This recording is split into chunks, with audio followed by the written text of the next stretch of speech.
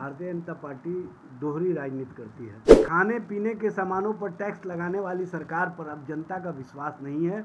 जनता का विश्वास ये खो चुके हैं। लोकतंत्र को कमजोर करने वाली, लोकतंत्र को मजाक बनाने वाली, लोकतंत्र को अपने हिसाब से चलाने वाली भारतीय जनता पार्टी की राजनीति देश की जनता समझती है और देश की जनता अब इनकी राजनीति पर विश्वास नहीं करती है। भारतीय जनता पार्टी के नेतृत्व पर बिहार की जनता विश्वास नहीं करती है। उनको मानती है कि ये जुमलाबाज पार्टी है और जुमला के माध्यम से कहीं ना कहीं बिहार की जनता को ठगने का काम किया। देखिए, भारतीय जनता पार्टी दोहरी राजनीति करती है। भारतीय जनता पार्टी के नेताओं से मैं पूछना चाहता हूँ कि जब आप एक तरफ क्षेत्रीय पार्टी से समझौता करके उनके नेतृत्व में चुनाव लड़ने की इच्छा रखते हैं, तो दूसरी ओर दूसरी क्षेत्रीय पार्टियों को एलिमिनेट करने की बात कैसे करते हैं, जबकि दूसरी पार्टियों को देश की जनता का विश्वास ज़्यादा मिला हुआ है। देश की जनता भारतीय जनता पार्टी पर विश्वास नहीं करती है, क्योंकि भारतीय जनता पार्टी की सरकार किसी भी मायने में आम जन के ऊपर खड़े नहीं उतरी है। चाहे रोजगार का मामला हो, चाहे महंगाई का मामला हो, चाहे भ्रष्टाचार का मामला हो, चाहे जीएसटी अनाजों पर लगाए जाने का मामला हो। आज़ादी के बाद पहली बार ऐसा देखने को मिला है कि गेहूं, चावल, आटा, दाल, दूध, दही, छाछ, मट्ठा सभी पर 5% जीएसटी लगा दिया गया। टैक्स लगाने वाली सरकार, खाने पीने के सामानों पर टैक्स लगाने वाली सरकार पर अब जनता का विश्वास नहीं है। जनता का विश्वास ये खो चुके हैं। सिर्फ और सिर्फ नफरत और एजेंडे की राजनीति के तहत भारतीय जनता पार्टी कुर्सी के खेल में लगी हुई है। जो भारतीय जनता पार्टी के वरिष्ठ नेता और नरेंद्र मोदी सरकार के कैबिनेट मंत्री नितिन गडकरी ने इनका पोल खोल करके रख दिया। उन्होंने कहा कि पहले विकास की राजनीति हुआ करती थी, अब सिर्फ और सिर्फ सत्ता और स्वार्थ की राजनीति हो रही है। इससे ही स्पष्ट होता है कि भारतीय जनता पार्टी की राजनीति कहाँ पहुँच गई है। भारतीय जनता पार्टी विपक्षी दलों को डराने के लिए ईडी, सीडी, सीबीआई, आईटी और अन्य एजेंसियों का इस्तेमाल करती है, जबकि दूसरी ओर जो अन्य दल हैं वो सत्ता में जहां भी बने हुए हैं उनके विधायकों को तोड़ने के लिए प्रलोभन और लालच दिया जाता है। उनको बड़े बड़े होटलों में ठहराया जाता है, उन पर करोड़ों अरबों रुपये खर्च किए जाते हैं और सत्ता परिवर्तन का खेल चल रहा है, जो कि लोकतंत्र को कमज़ोर करने का ये सबसे बड़ा कारक है। लोकतंत्र को कमज़ोर करने वाली, लोकतंत्र को मजाक बनाने वाली, लोकतंत्र को अपने हिसाब से चलाने वाली भारतीय जनता पार्टी की राजनीति देश की जनता समझती है और देश की जनता अब इनकी राजनीति पर विश्वास नहीं करती है। आप देखेंगे आने वाले समय में बिहार सहित देश भर में जो भारतीय जनता पार्टी के विरोध की राजनीति करने वाली पार्टियां हैं वो सशक्त रूप से देश में उभरने का काम करेगी। और 2024 का चुनाव आप देखेंगे कि विपक्षी दलों के नेतृत्व में देश में एक नया नेतृत्व उभर करके आएगा और वही नेतृत्व बिहार और देश को एक बेहतर विकल्प देने का काम करेगा।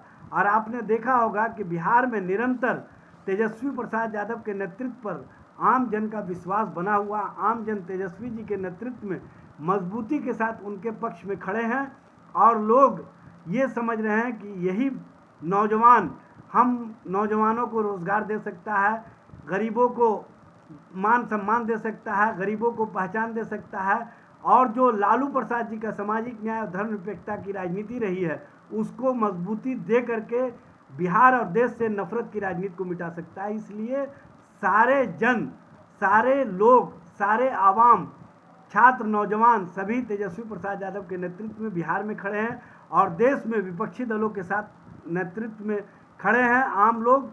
इसलिए आने वाले समय में 2024 और 25 दोनों में बिहार और देश में परिवर्तन होगा और डबल इंजन सरकार पूरी तरह से डिरेल हो जाएगी। कैसे कहते हैं कि परिवर्तन होगा? जब राष्ट्रपति का चुनाव था उस समय विपक्ष तो एकजुट हुई नहीं। देखिए, समय सब कुछ कराता है और समय के हिसाब से आप देखेंगे कि जब लोगों को पहले भी लगता था कि कोई विकल्प नहीं है तो विकल्प सामने आ गया।